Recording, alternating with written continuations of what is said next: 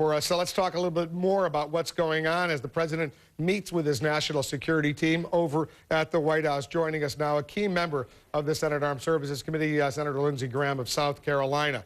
Senator Graham, thanks very much for coming in. Good to be with you, Will. Is the president right to have these strategy sessions beginning today, continuing over the next several weeks, even as General McChrystal, the U.S. commander in Afghanistan, effectively has already told Washington, I need tens of thousands of more troops now? Well, if the president is looking for a way forward that doesn't include tens of thousands of more troops, I guess he's right to pause. But the one thing I would urge the president to consider is the 68,000 that are already there. This counterinsurgency strategy is labor-intensive. The goal is not just to dismantle al-Qaeda, is to make sure that Taliban does not take over all or part of Afghanistan, creating a future safe haven.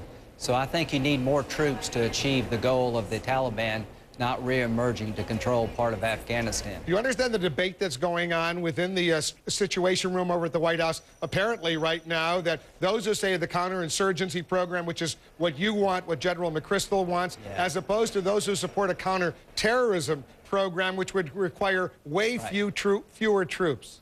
Right, yeah, I understand the difference. The counterterrorism strategy would basically be you'd have a very small military footprint.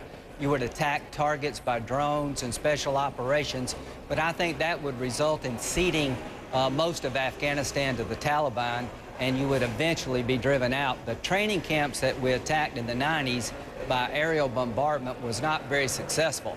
The best way to deny al-Qaeda a training camp in Afghanistan is to support an Afghan army and police force that can deny them that opportunity, have the Afghan people stand up for themselves with our help.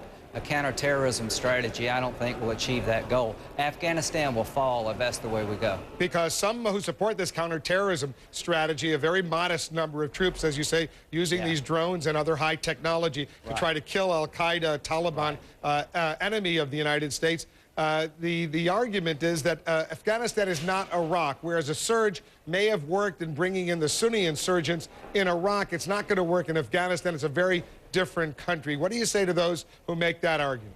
Well, I think the reason the Taliban have reemerged in spite of the Afghan people's dislike for the Taliban is that the failure of governance and not enough troops have combined to create a vacuum.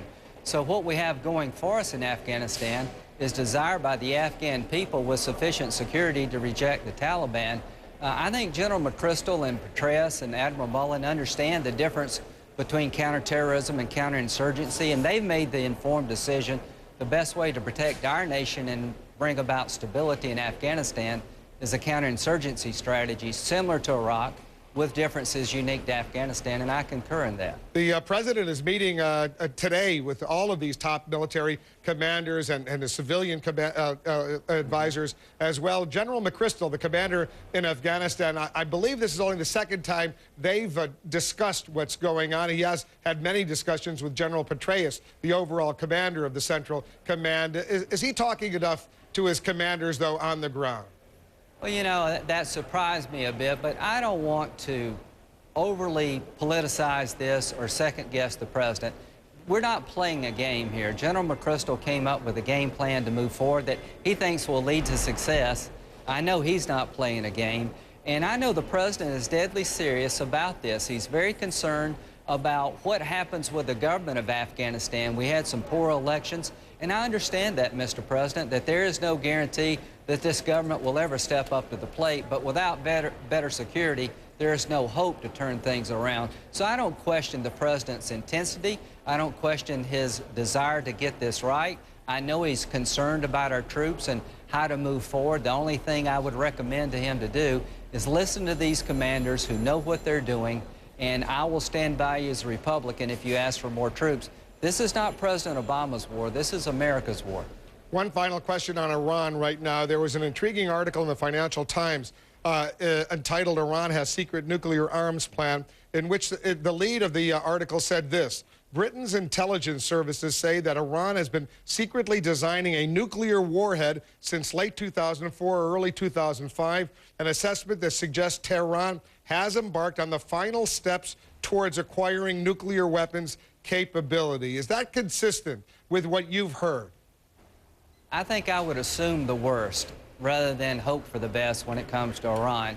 I don't know the state of their nuclear program, but I think they're trying to develop a nuclear weapon, not peaceful nuclear power. And I don't think anyone has a good handle exactly on where Iran's at. But given the evidence that we have before us and this report you just mentioned, I think it'd be smart for the international community to assume the worst about their nuclear program and impose sanctions quickly that will change behavior, and be decisive, don't be timid. And what we do in Afghanistan about how we handle that situation sends a signal to Iran one way or the other. So I think bold action, not half measures, is needed both in Afghanistan and Iran. Lindsey Graham is the senator from South Carolina. Senator Graham, thanks for coming in. Thank you. In a column today, our senior political analyst